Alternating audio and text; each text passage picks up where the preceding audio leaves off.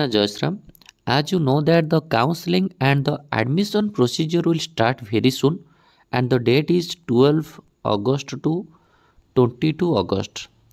आमे जानिचे 12 अगस्ट रु 22 अगस्ट रे हमरो काउंसलिंग एंड एडमिशन हबो OUT 2024 and congratulations to those candidate who have already the intimation letter. So निहात रूप रे जो मानकर इंटीमेशन लेटर अछि से माने काउंसलिंग फॉलो अप करिवे देन काउंसलिंग रे जणा पड़िबो आपनकर दैट इज को ब्रांच रे होउची बट काउंसलिंग बेले आपनको मनी रो ड्राफ्ट केते नै कि जिबा पड़िबो कोन कोन डॉक्यूमेंट नै कि जिबा पड़िबो तो एई सब विषय रे बेसिकली वीडियो रे हम डिस्कशन करिबा देखो फर्स्ट कथा आपनकर एठी गोटे पिलार अछि intimation letter one of the student and good student तो तांकर रैंक होची 222 क्लियर बट जो 12 अगस्त रु 22 अगस्त जो टाइम रो पीरियड दिया तो सबू पिलांकर इंटीमेशन लेटर रे आपनको एठी शो कराइथिबो कि आपनकर रैंक जनरल रैंक केते आपनकर एसटी केते एससी केते ग्रीन कार्ड होल्डर केते फिजिकल तो जेहेतु आंकर कोनोसी सेमती कैटेगरी नाही केवल जनरल कैटेगरी तो आपन 222 अछि and it is clearly mentioned here the counseling and the reporting date and time आपण मानकर इंटीमेशन लेटर भी आपनकर मेंशन थिबो आपनकर रिपोर्टिंग टाइम केते तो आंकर अछि 12 तारिख रे अछि जो दिन काउंसलिंग बा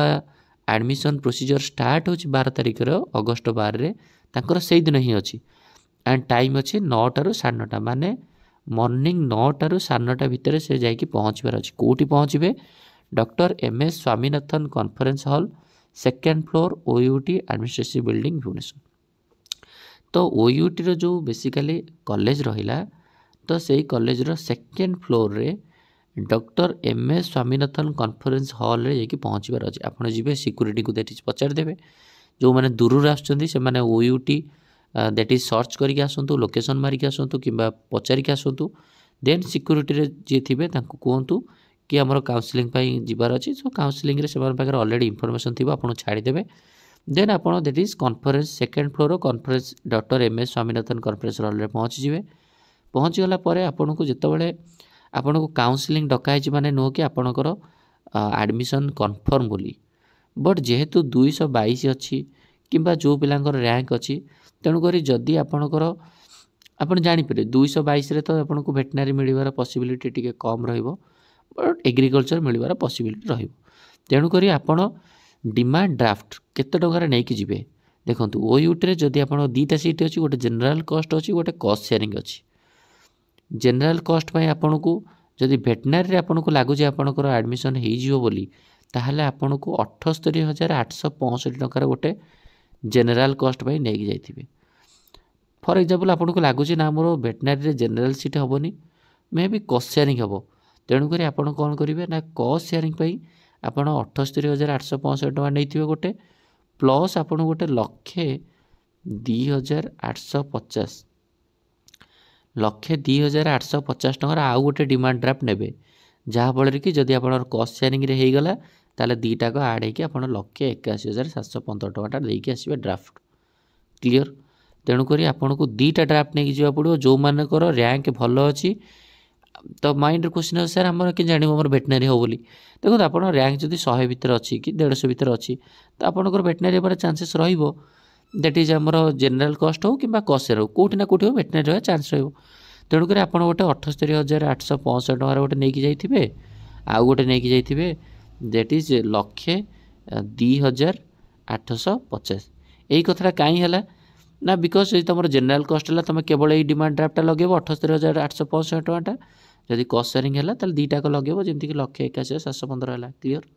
आ जो माने NRI थिबे से माने 78,900 गोटे 2,60,000 नेकी जाइथिबे क्लियर ताहा पर रहला हमर कोन ना बीटेक एग्रीकल्चर हो किंबा BSc एग्रीकल्चर हो फॉरेस्ट्री हो हमर फिशरी साइंस हो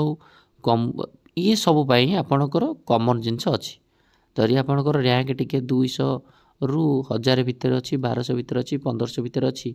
तेणुकर आपण लागुची मु गोटे 1500 भीतर रैंक अछि 1500 1600 1400 भीतर रैंक अछि ताले आपण तो जानि छथि मोर दैट इज वेटनरी होबोनी मते एग्रीकल्चर हो किंबा बीटेक इंजीनियरिंग हो फॉरेस्ट्री एथरे मिली जिवार पॉसिबिलिटी अछि आ जदी मिलिला एई बेले आपण करिया पे भाबी छथि जदी मिलिला मु कर देबी तेणुकर आपण केते टका नै कि जिवा पड़िबो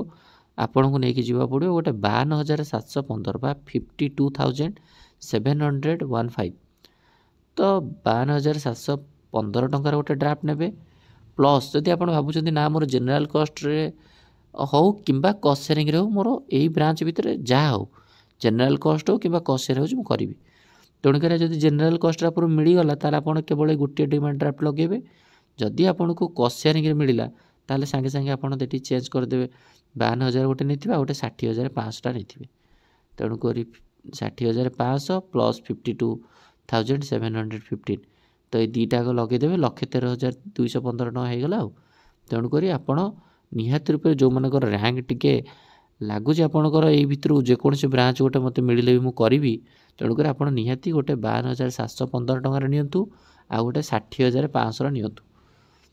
ନେଲେ ଆପଣଙ୍କର ଯଦି କଷ୍ଟ ସେୟାରିଂରେ ମିଳିଗଲା ତାହେଲେ 1,13,215 ଟଙ୍କା ହେଇଯିବ ମିଶିକି। ଯଦି ଜେନେରାଲ୍ କଷ୍ଟ ହେଇଗଲା ତାହେଲେ ଗୋଟିଏ ହେଇଯିବ। କ୍ଲିଅର? ଆଉ NRI ପିଲାଙ୍କର ସେମିତି ରହିଲା କଥା। ତାପରେ ଆମର ରହିଲା କ'ଣ ନା BSc କମ୍ୟୁନିଟି ସାଇନ୍ସ। ଆଉ ଯେଉଁମାନେ କମ୍ୟୁନିଟି ସାଇନ୍ସରେ ଇଣ୍ଟରେଷ୍ଟ ଥିବେ ସେମାନେ 28,465 ଟଙ୍କାଟା ଗୋଟିଏ ନେଇକରି ଯିବେ ଆଉ, କାହିଁକିନା ତାଙ୍କର କଷ୍ଟ ସେୟାରିଂ ନାହିଁ ଆଉ।